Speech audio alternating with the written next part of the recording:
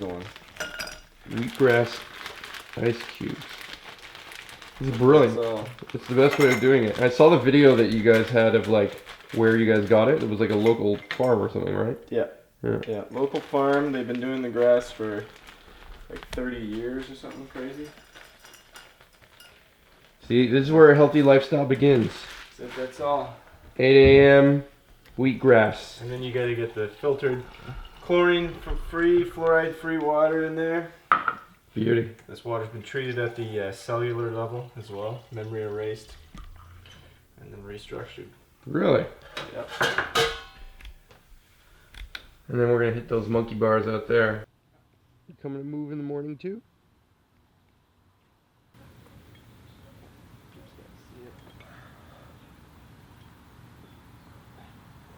That's the whole idea of one of the mandates for like the newsroom and how everything is like to make consciousness mainstream, to make it pop culture. You know what I mean? Mm-hmm. And because like pop culture is like it's saturated now.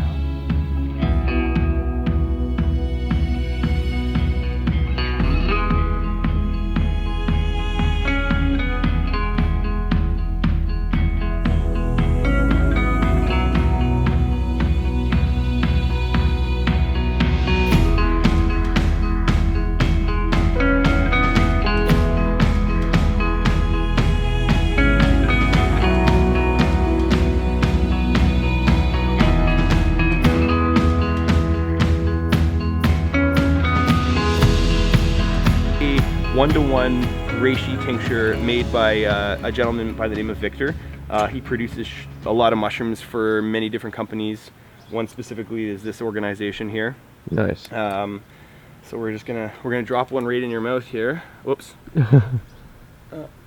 Yeah, reishi doesn't really taste the sweetest. No. No. It sort of tastes like cat piss. No, I've Wow. had cat piss before, but It's almost. Is there chocolate in there too? no. Really? No. I would have said there was chocolate in there. For sure. Okay. So that's that one. That's really That wasn't that bad. no. It's, I mean, I figured you wouldn't mind because you like mushrooms. I don't really like the taste of mushrooms. Now, shaga.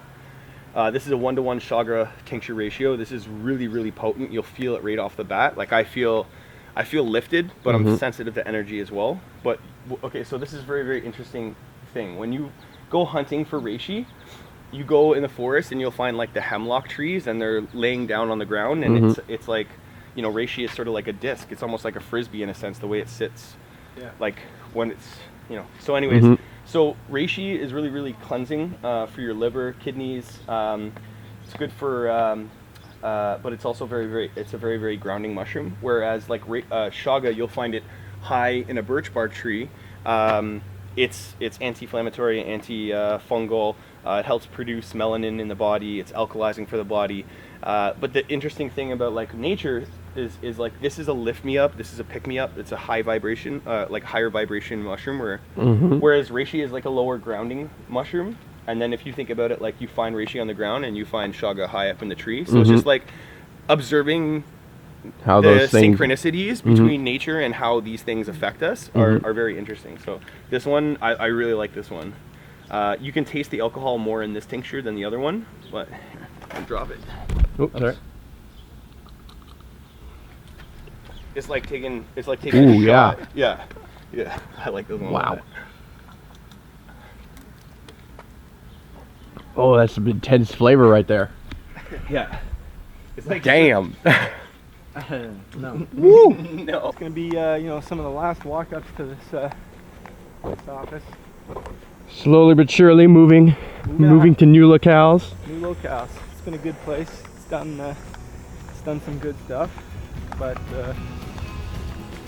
Time to go. CE News is moving. New location. It's coming.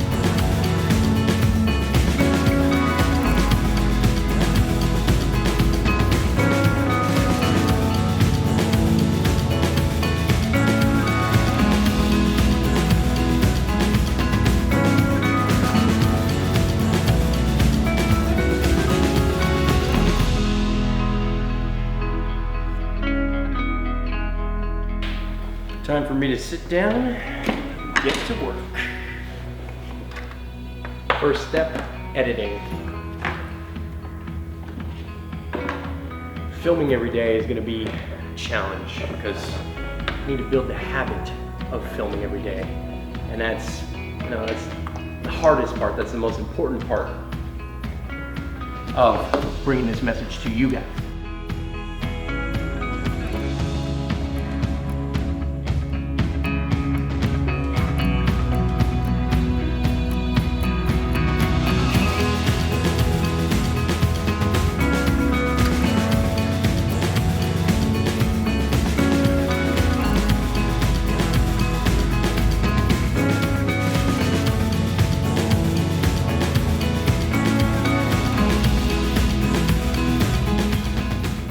Editing done. I love that guy. And I mean it when I say it. I really love that guy.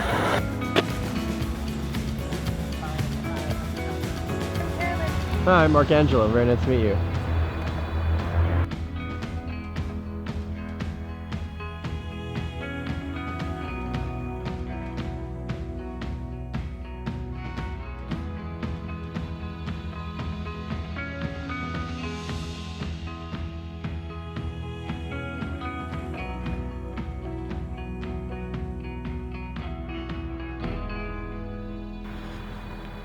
Every single day, we have an opportunity to practice what matters to us, an opportunity to put time and effort into the things that we truly desire.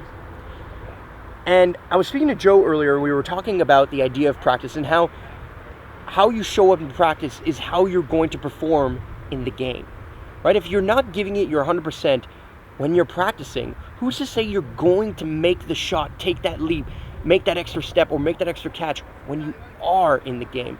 It's in practice. It's when you're doing this right here and right now, when you are putting yourself on the line, even when it doesn't count, that it actually does. We actually realize that in that practice is where we find our mastery, where we can get back to the basics or the mechanics of throwing a baseball or launching a frisbee, where we can truly hone our craft and recognize that it is in those 10,000 hours, in a sense, that we gain the ability to be the world's best at anything.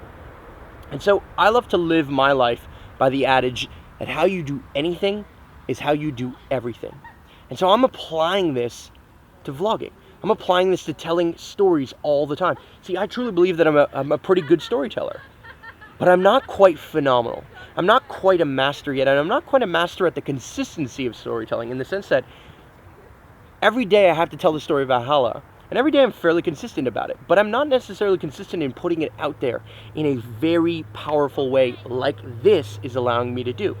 And so by forcing myself to practice, by forcing myself to tell the story, not only of myself, but of Valhalla and of all those who I encounter on a day-to-day basis, this is making me put in my reps.